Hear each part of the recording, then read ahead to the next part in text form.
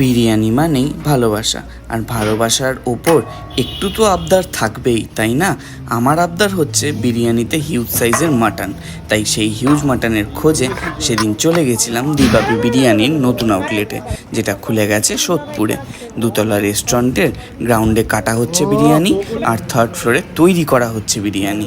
কিচেনটা হিউজ, কারণ এই আউটলেটে বিরিয়ানি ছাড়াও চাইনিজ, নর্থ ইন্ডিয়ান অপশানও তোমরা পেয়ে যাবে। গিয়ে দেখি একের পর এক বিরিয়ানির হাঁড়ি তৈরি হচ্ছে আর নিচে চলে যাচ্ছে। তাই লোভ সামলাতে না পেরে আমরাও নিয়েছিলাম মাটন বিরিয়ানি। মাটন বিরিয়ানিতে মাটনের সাইজটা 220 থেকে 240 গ্রামের তো হবেই, সাথে থাকছে জাম্বো আলু অ্যান্ড আনলিমিটেড রাইস। আর মাটনটা যেমন জুসি তেমনি ফ্লেভারফুল।